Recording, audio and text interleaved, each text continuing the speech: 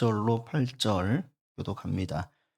그들이 모였을 때에 예수께 여쭈어 이르되 주께서 이스라엘 나라를 회복하심이 이때니까 하니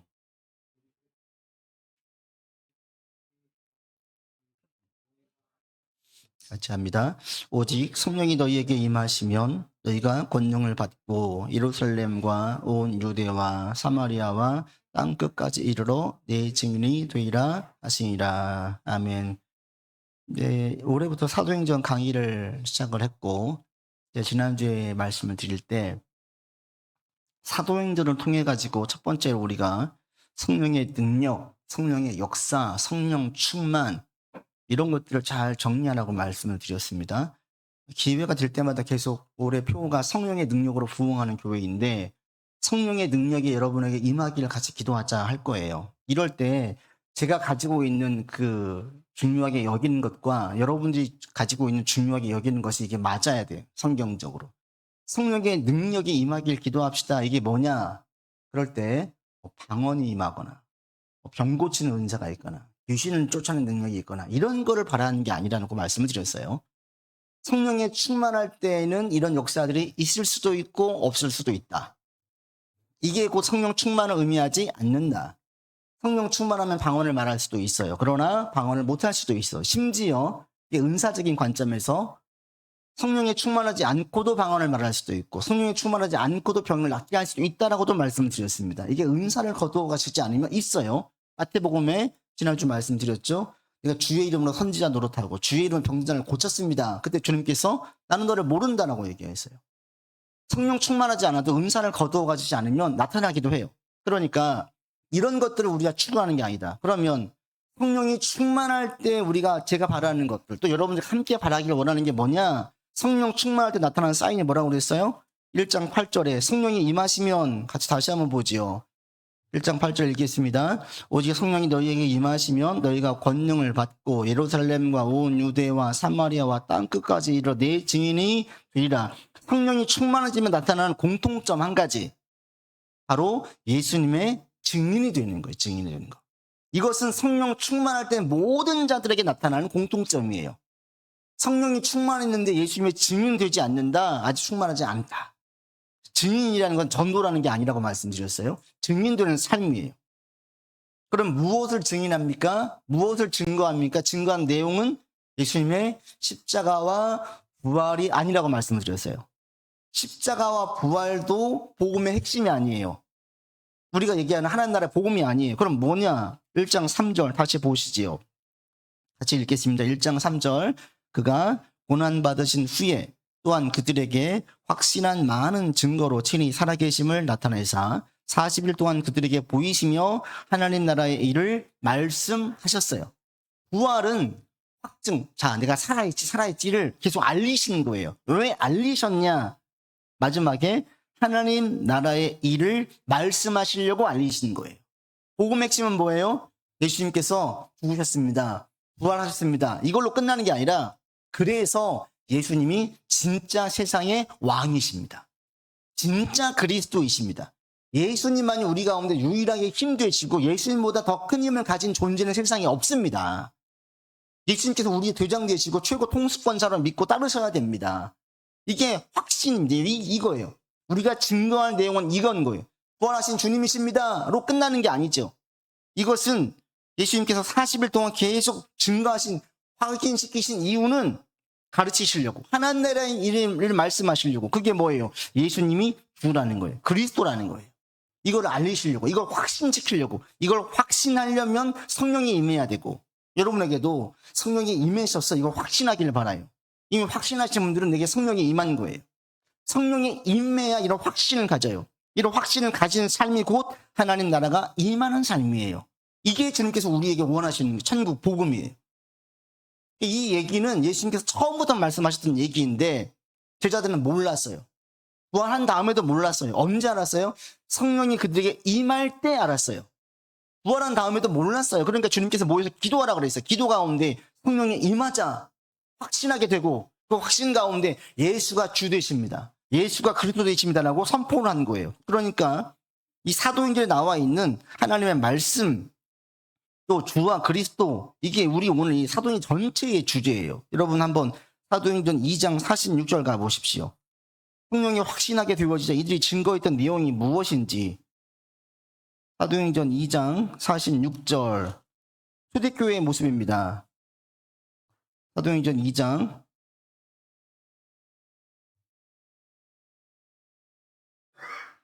제가 이거 잘못 적었네요. 죄송합니다. 4장 26절, 4장 26절.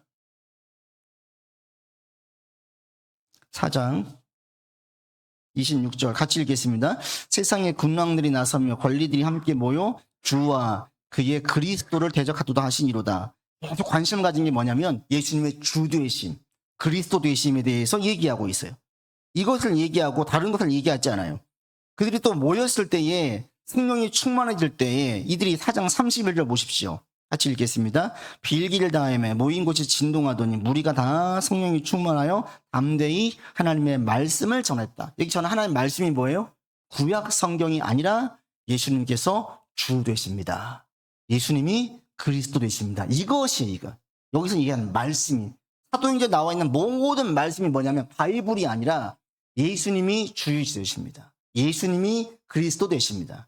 예수님이 모든 것들의 주인 되시고 만왕의 왕이시고 모든 만물의 통치자이시고 만물을 복종시키신 분입니다.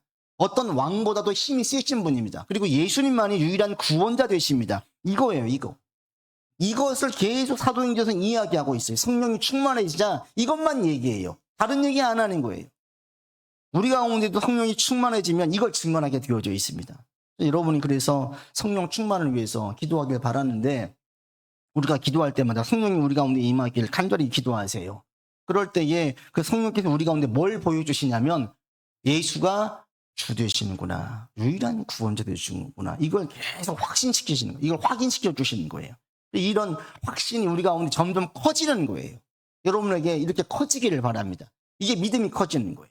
우리 믿음이 커지는 게 뭐예요? 예수님께서 만왕의 왕이시다. 모든 것들보다, 어떤 것들보다도 힘이 크신 분이시다. 이걸 계속 고백하는 거예요. 그리고 세상에 구원과 희망이 어디에 있습니까? 오직 예수 그리스도밖에 없다. 이걸 계속 고백하는 거예요. 이 고백이 성령께서 고백하게 해주시지 내가 이해했다고 고백하는 게 아니라는 거예요. 여러분에게 이런 고백이 있기를 바라고요. 이런 예수가 주 되심을 확신할 때 나타나는 가장 큰 변화가 뭐다? 담대함이다.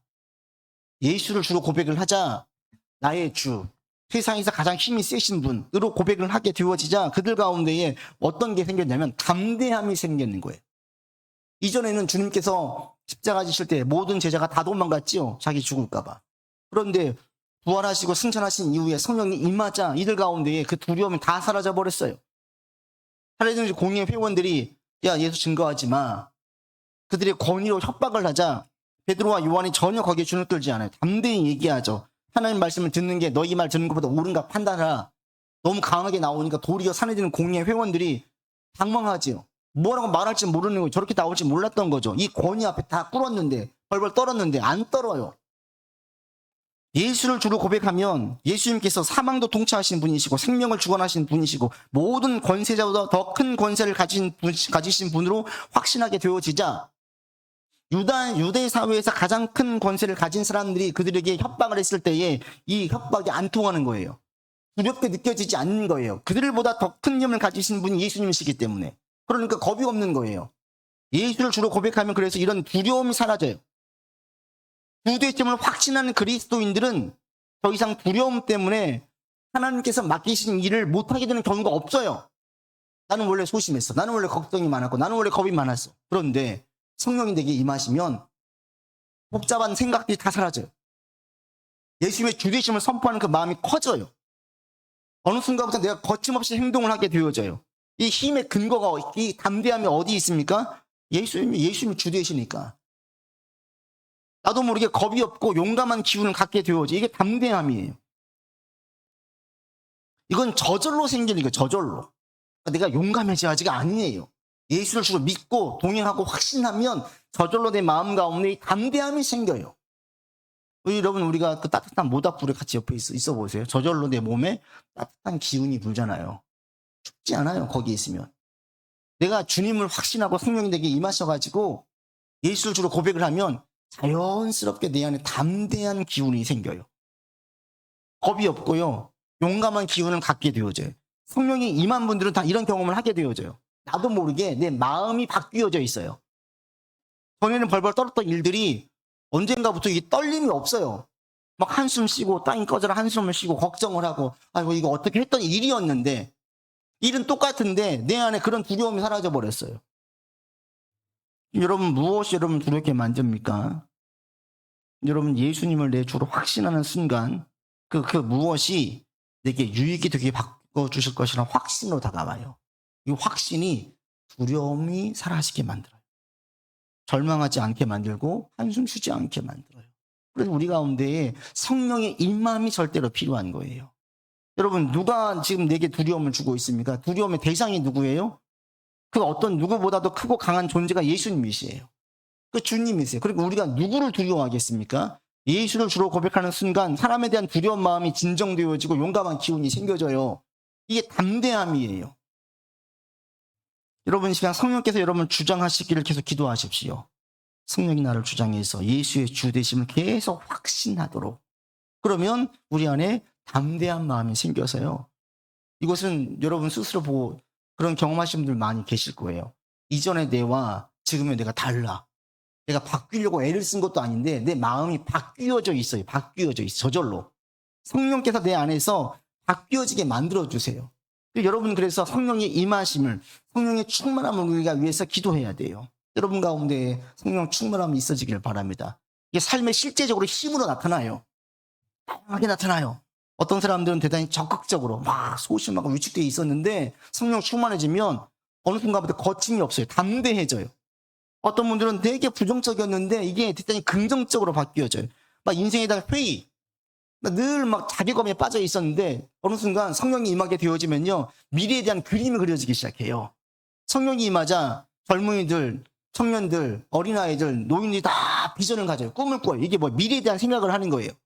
성령이 충만해지면 기대감이 생겨요. 미래에 대해서. 이건 내가 꿈을 꾸려고 하는 게 아니라 성령께서 우리 안에서 이걸 심어주시는 거예요. 불어 넣어주시는 거예요. 여러분에게 이런 역사가 있어지기를 바랍니다. 또 하나 우리가 성령을 위해서 간구하는데 성령이 임하잖아요. 그래서 예수가 주되심을 고백하는 사람들에게는 또 하나의 변화가 있는데 그게 뭐냐면 인생의 목적이 바뀌어져요. 여러분 1장 8절 다시 한번 봅시다. 1장 8절 다시 읽겠습니다. 이걸 말씀 외우시면 좋겠습니다. 시작. 오직 성령이 너희에게 임하시면 너희가 권능을 받고 예루살렘과 온 유대와 사마리아와 땅끝까지 이르러 내 증인이 되리라. 예수를 믿고 성령이 임하고 권능을 받자 그들이 뭐가 돼요? 다 증인돼요. 증인. 이 증인된다는 것은 사도들만을 말하지 않아요. 모든 성도가 다 증인돼요. 서신서를 보면 바울과 베드로와 요한이 권면한 서신서를 보잖아요.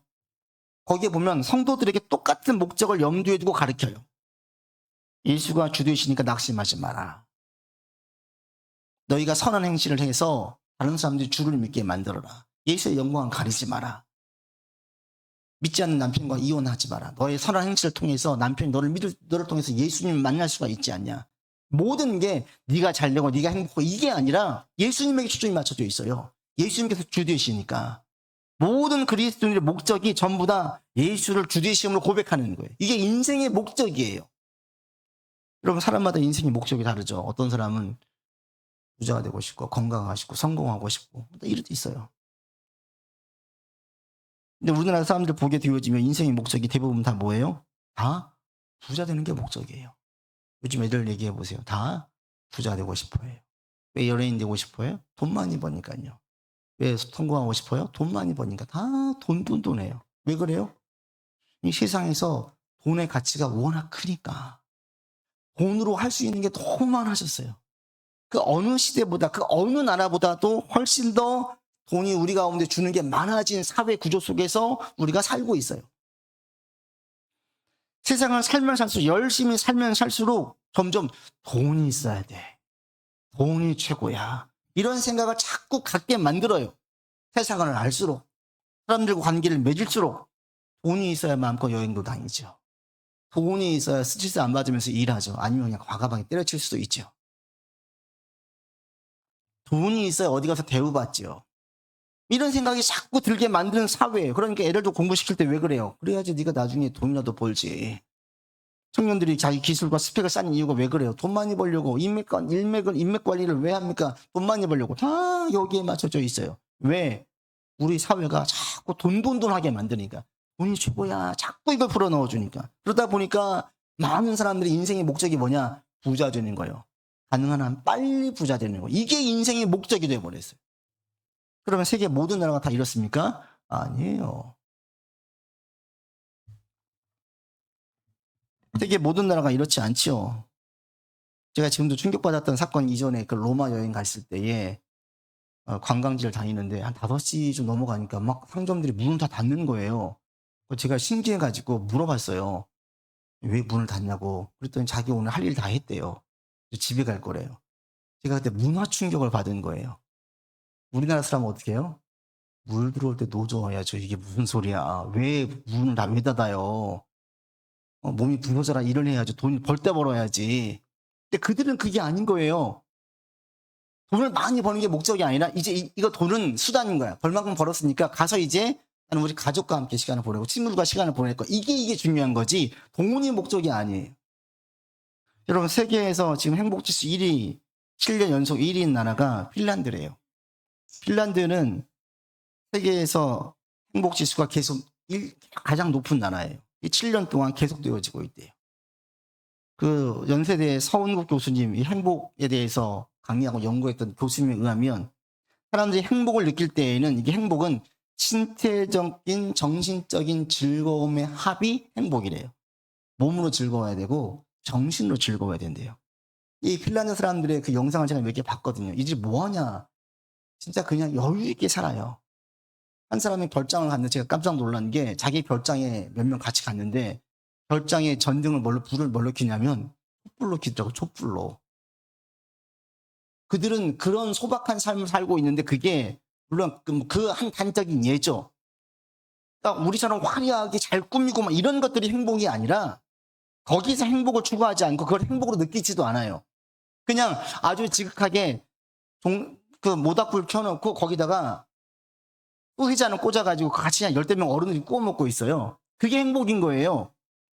행복이라는 것은 뭔가 큰 걸 이루는 게 아니래요. 성국 교수님들 말씀하시기를 작은 것들이 쌓여가지고 행복으로 느껴지게 만든대요. 그럴 때에 가장 크게 즐거움을 행복을 주게 만드는 게 뭐냐면 정신적인 즐거움은 사람을 통해서 주네요. 사람을 통해서. 그래서 내향적인 사람보다도 외향적인 사람이 행복감을 더 많이 느낀대요. 사람들과 매일매일 만난 여러분 그 의미고 중요한 사람뿐 아니라 매일 만난 사람들 만날 때 우리가 부정적인 이미지를 많이 가지게 되어지면 불행함을 많이 느끼고요. 오늘 누굴 만났는데 웃음이 나와. 편하게 맞이할 수 있어. 이런 사람들이 소소하게 많이 중간중간에 있으면요. 행복감을 많이 느낀대요. 우리가 생각할 때 행복이라는 것은 무엇인가 이루는 걸 생각하는데 실질적으로 행복을 느끼는 행복감은 소소한 일상에서 만남 가운데 온다는 건 만남 가운데. 이 사람들은 그래서 세계에서 가장 행복이 높은 나라예요. 행복지수가. 많은 돈이 아니라 자기 삶에 대해서 그 자연 속에서 있는데 자기는 어릴 때부터 이렇게 살아왔대요. 그래서 이게 즐거운 거예요. 사람마다 나라마다 행복하게 느껴지는 인생의 목적이 달라요. 뭘 통해서 인생의 목적이 정해지냐면 그 사회가 무엇을 가치 있게 여기느냐 무엇을 중요하게 여기느냐에 따라 가지고 행복하게 느끼는 인생의 행복이 달라지니까 인생의 목적이 달라지는 거예요. 가정도 마찬가지입니다. 우리 가정이 무슨 얘기를 주로 하느냐. 매번 모일 때마다 돈 하잖아요. 그러면 모든 자녀가 다 무슨 생각을 해요? 돈이 곧 행복이에요. 엄마가 맨날 아빠가 맨날 막 공부 얘기만 해요. 그럼 공부 성적이 가요. 막 주변 사람들 시선만 의식을 해요. 막 너 그렇게 하면 남들이 볼 때 어떻겠니? 예전에 우리나라 사회가 막 이랬잖아요. 막 남들 시선이 대단히 예민한 사회였잖아요. 이렇게 되어지면 얘는 거기서 행복을 찾는 거예요. 이게 인생의 목적이 되는 거예요. 사람들에게 인정받는 것, 돈 많이 버는 것, 세상에서 남들 보기에 내가 높은 대학, 좋은 대학 가는 거. 이게 인생의 목적이 되어버리는 거예요. 왜? 그게 가치 있게 와닿으니까. 모든 그리스도인들에게는 인생의 목적이 뭐냐? 예수님이 주 되심을 증언하는 거예요. 왜? 이것보다 더 가치 있고 크게 와닿는 게 없기 때문에. 내가 믿는 예수님이 주 되시는 거예요. 모든 것의 통치자 되시는 거예요. 이 부분만 믿고 따라가면 이건 되겠는 거예요. 논하는 거예요. 논하는 거, 인생이. 걱정이 없는 거예요. 이걸 알게 된 거예요. 그러자 이것에 대해서 이게 가장 크게 와닿으니까 이걸 증언하는 거예요. 요한복음 보시면 사마리아 여인이 물을 길러 와요. 남편을 5이나 뒀어요. 사람들이 싫어가지고 대인기피증에 걸려가지고 뜨거운 날 12시에 물을 길러 왔어요. 물 하면서 왔어요. 그런데 예수님 만났어요. 예수님께서 전지하심 통하여서 그분이 일반 사람이 아니라는 것을 알았어요. 물동이를 버려두고 마을로 가서 사람들을 찾아러 가요. 대인기피증에 있었던 여인, 대인기피증이 사라지게 되고요. 물에 갇혀 있었던 여인이 물을 버리고 예수님을 쫓아가는 거예요. 왜? 더 큰 가치가 있으니까. 더 중요하니까. 예수님보다 더 큰 가치 있는 게 없어요. 성령이 임하셔서 확신하게 되어지면 이것보다 가치 있고 의미 있는 게 없어요. 마태복음 13장에 보시면 천국 비유를 드십니다. 천국, 하나님 나라. 그럴 때에 가치에 대한 비유를 2개를 말씀하세요. 밭에 감추인 보물, 값진 진주의 비유. 보물을 발견한 사람과 진주를 발견한 사람의 공통점이 뭐냐면 자기의 모든 소유를 다 팔아가지고 보물을 사요. 밭에 보물이 감춰 있었어요. 보니까 자기 재산보다 훨씬 더 비싸요. 재산 싹 팔아가지고 이 밭을 샀다라는 거예요. 장사치가 장사하는데 진주 하나 봤는데 이 진주가 워낙 가치가 있는 거예요. 자기 모든 재산 다 팔아가지고 진주를 샀대요. 가치를 따질 때에 천국, 하나님 나라, 예수가 주 되시고 그리스도 되심에 대한 이 복음, 이것보다 가치 있고 중요한 게 없음을 예수님은 말씀하시는 거예요. 가장 가치 있는 게 뭐냐? 예수가 주 되시는 거예요. 이거 아는 거예요. 여러분 다 복받은 사람이라는 게 뭐냐면 내가 예수를 주로 고백한다, 확신한다. 이건 내가 진짜 복받은 사람이에요. 이 가치를 알면 예수님의 증인되는 삶이 인생의 목적으로 세워져요. 여러분 모두가 다 이렇게 세워지기를 바랍니다. 여러분의 인생의 목적이 저와 같아지기를 바라요. 예수님이 주되심을 알리는 거예요. 이게 내 인생의 목적이에요. 돈 많이 버는 거, 성공하는 거, 인정받는 거, 높은 자리에 올라가는 거, 이게 아니라 예수님의 주되심을 알리는 거, 증인되는 게 내 인생의 목적이에요. 우리 모두의 목적이 되기를 원합니다. 왜? 이보다 가치 있는 게 없기 때문에. 이렇게 되어지면 그럼 내 인생은 어디 있습니까? 내 인생은 나의 것인데 내 인생은 어디 있어요? 그럴 것 같죠? 아니에요. 반대예요. 예수님을 증언하는 증인자의 삶을 살면, 증인의 삶을 살면 오히려 내 인생이 없어지는 게 아니라 인생에 더 의미가 있고 보람이 있고 인생에 꽉 찬 느낌이 들어요. 미스코리아 출신 여성이 그 의사인 남성과 결혼을 했어요. 그래서 살다가 아이 둘이 다 컸을 때 어느 날 남편이 선포를 한 거예요. 뭐라고 얘기하냐면 내가 이제 할 만큼 다 했다. 그러면서 이 남편이 갑자기 의료 선교를 가겠다고 의료 선교를 나가버렸어요. 이 아내가 화가 난 거예요. 이제 너무 분통이 나가지고 참다 화가 나가지고 어떻게 했냐면 그래 각자 자기 하고 싶은 거 하자. 이혼하자. 해가지고 이혼 서류를 들고 선교지로 갔대요. 보다 이런 얘기를 또 처음 듣는데 선교지로 간 게 이혼하려고 선교지로 간 거예요. 그래 서자. 젊었을 때부터 마음에 안 들었어 남편이. 신앙생활 하는 게 마음에 안 들었어. 자기는 명품으로 꾸미고 외모 꾸미는 거 좋아했는데 남편은 늘 저렇게 사니까 마음에 안 들었는데 이제 그래 됐다 각자 살려하자. 많은 마음을 가지고 선교지로 갔대요. 갔는데 남편에게 사는 모습과 거기에 삶을 보고 이 여자가 충격을 받은 거예요. 그래가지고 이혼하러 갔는데 거기 눌러 앉아가지고 같이 선교사 활동을 한 거예요. 이것을 이제 그 동기인 분이 이제 책으로 썼을 때 거기에 나와 있어요. 자기는 꾸미고 외모를 꾸미고 명품으로 하고 남부를 것 없이 살았었는데 이게 행복하다고 느꼈었는데 이보다 훨씬 더 가치 있고 중요한 것을 발견한 거예요. 거기 가보니까 예수의 이름 믿고 증인되는 그 삶을 보니까 또 다른 삶이 있는데 훨씬 의미 있는 삶인 거죠. 자기 누릴 만큼 누려봤잖아요. 즐길 만큼 즐겨봤잖아요. 여기서 행복을 주지 않거든요. 그래서 명품을 사고 뭐 꾸미고 하도 이게 여기서 행복을 오지 않거든요. 그런데 거기에서 이혼하러 가서 그 남편의 삶을 보는데 너무 행복한 거예요. 인생에 의미가 있는 거예요. 예수를 증인하는 그 증인되는 삶을 살 때에 또 다른 의미가 있는 거죠. 그러니까 과감하게 그것들을 다 청산하고 거기서 그렇게 사는 거예요. 너무 행복한 거예요. 예수가 주되심을 고백하고 그리스도 되신 증인되는 삶을 삶이 인생의 목적이 되어지면요. 삶의 보람이 올라가고 삶의 의미가 더욱더 충만해집니다. 없어지는 게 아니에요. 지난주 선배 목사님과 통화했어요. 이분이 선교를 갔는데 선교 가는 동안 제가 수요일 오전 예배를 설교를 했어요. 고맙다고 전화가 왔어요. 그러면서 선교관 6명 중에 1명 얘기를 하는 거예요. 중학교 2학년 여학생이 함께 따라갔대요. 부모님과 함께 갔는데 얘가 선교 가기 전날까지도 그랬대요. 엄마 내가 가가지고 뭐 할 수 있는 게 있을까? 안 가는 게 낫지 않을까? 가기 전날까지도 그랬대요. 선교를 온 거예요. 미얀마로 갔는데 거긴 어린 사역을 중점으로 하는 현지 선교사님과 함께 여러 교회를 다닌 거예요. 그래서 공산권 국가다 보니까 나가서 전도할 수가 없어요. 잡히면 큰일 나요. 그런데 들어오는 사람들은 전도할 수 있어요. 교회로 찾아오는 사람들. 때 대해서 할 수가 있어요. 그러니까 교회에서 이제 홍보를 한 거죠. 그랬더니 분명히 선교사님 30명 애들 온다고 그랬는데 100명이 넘게 온 거예요. 대한민국에서 선물 주러 온다. 한국 사람이 온다. 그러니까 막 몰려드는 거예요, 애들이. 어디서 이렇게 오는지 그렇게 구름대처럼 몰려들더래요. 선물이 부족한 거예요. 근데 이 중학교 2학년 아이를 볼 때에 이제 좀 걱정이 되는 거죠. 뭐 봤는데 이 애가 뭐 하냐 그랬더니 거기 온 아이들을 안아주더래요. 안아주더래요. 통역하러 오시는 분들 놀라는 게 자기들도 저런 빈민촌에 잘 안 간대요. 거기 별로 안 간대요. 냄새나고 더러워서. 안 씻어서 냄새나고 더러운 아이들인데 이 아이들을 이 중학교 2학년 여자애가 안아주더래요. 여러분 고3보다 무서운 게 중2거든요. 근데 얘가 이런데 왜 왔어? 먹을 것도 힘들고 없고 이런데 불평하는 게 아니라 냄새나 이게 아니라 그 애들을 안아주더래요. 신기한 게 뭐냐면 이 애한테 안기려고 애들이 쭉 줄을 선대요. 줄 서가지고 다 번씩 안아보. 제가 들으면서 뭐 연예인이야? 막 그랬어요. 야 목사가 설교하는 것보다 낫네? 설교가 필요 없는 그냥 안아주면 끝나는 거예요. 애들을.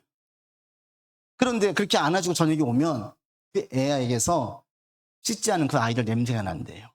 근데 이 애가 거기에 대해서 불평이 없어요.